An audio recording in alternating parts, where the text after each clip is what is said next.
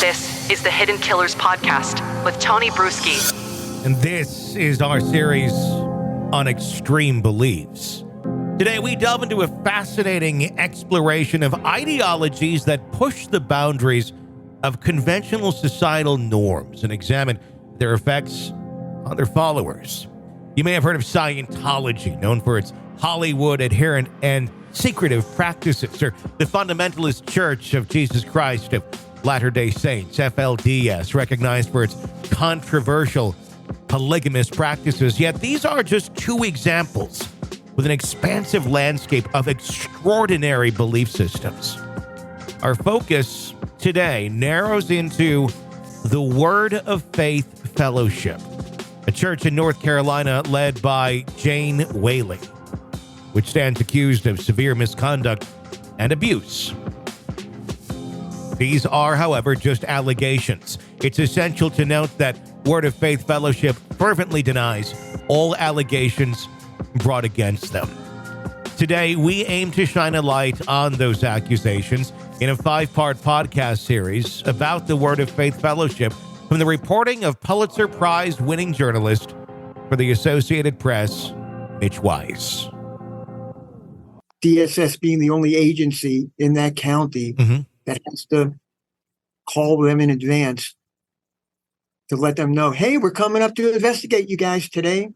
How is it that is how things are set up in that county? Is it still like that today? Do they still have that much of a hold over DSS and the police and any other authorities that would have the authority to go in there and do some investigating and getting kids out of there for these allegations?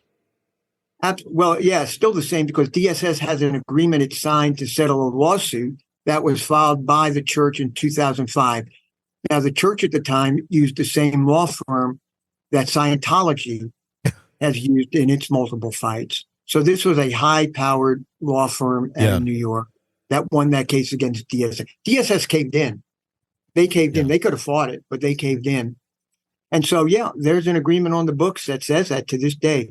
Law enforcement, the reason they've looked the other way, they think it's a pain in the ass to go up against them. They know they'll be sued. They know that Jane has all these lawyers, and they don't want to do their job, quite frankly. They have just shirked their responsibility. The state has, and you have to understand something.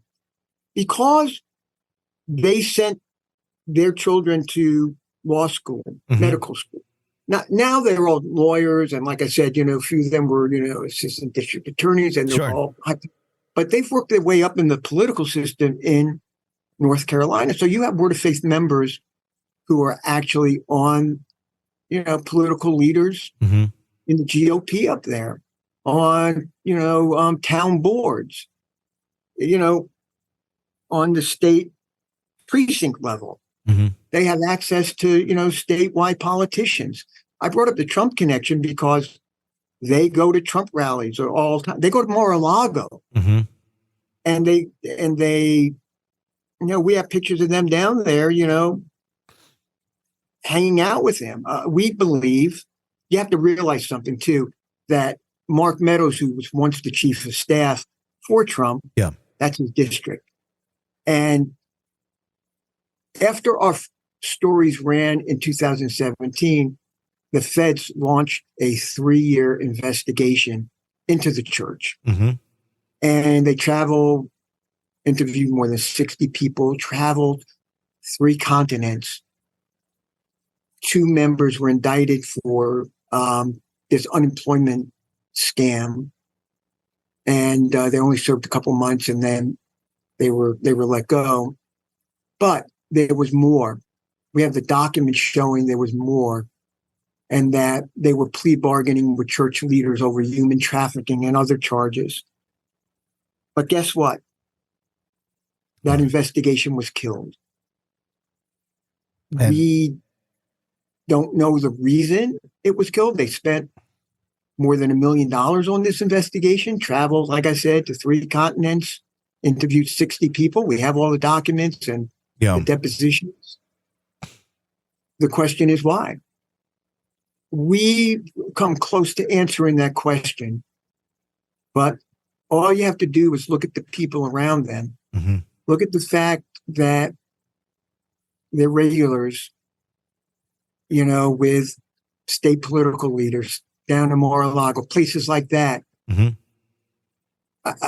When Mark Meadows became Trump's chief of staff, he had a candidate that he wanted to replace him. And he was campaigning with her. And one of the places he took that candidate, because we have the pictures, is the Word of Faith Fellowship, where that candidate, the woman, met with Jane Whaley and others. So she by the way, she ended up losing the primary, the GOP primary. Mm-hmm. But having said that, you have to look at the political connections, the police. It seems very connected to a very extreme level where you might get some traction. It seems like they did for a little while there with that federal investigation. But then something stopped it along the way in its tracks when there's far more allegedly to be looked at. There were emails again showing that they were negotiating a plea bargain with that just doesn't happen in a vacuum. Mm-hmm. That happens when you have the goods. But I can only and I won't speculate about it. But obviously, with people in high positions, who knows what killed that invest? To me, that would be the question to ask. Mm-hmm. Who killed that investigation? Why was it killed? What happened to the plea bargains? I don't know. What have you made of the individuals? And I've found their YouTube page. It seems that they haven't updated it with anybody speaking out against these allegations for quite some time. But the ones that they do have up there, I don't know. I found them rather disturbing to watch. It seems very produced. It seems very much they're not looking at the camera. They seem to be looking off camera almost all the time. In the statements, I don't know. They don't seem very natural. What was your reaction when seeing some of their response to your reporting? Well, they were like hostage videos in a way, but you have to understand that they believe it. Mm-hmm. They believe it. A lot of the people who spoke out, they've been in the church 25, 30 years. Mm-hmm. It's the only life they know. And if you're told to do something by the leader, you're going to do it. Mm-hmm. You're going to believe it. And it was painful to watch because the church picked people whose children escaped and spoke out against the church. So they knew the right buttons to push to hurt the children who left. Mm-hmm. So if for some of the kids who left, and I mean, they're in their 20s and early 30s. They're adults, yeah. It was, the church knew what it was doing. It hit them where it hurt. There's more to come in our discussion with Mitch Weiss about the Word of Faith Fellowship. Be sure to press subscribe wherever you download podcasts so you don't miss any more of our conversation as we continue to drop them throughout the week here on the podcast. My name's Tony Bruschi. Stay with us. Word of Faith Fellowship fervently denies all allegations and accusations brought against them.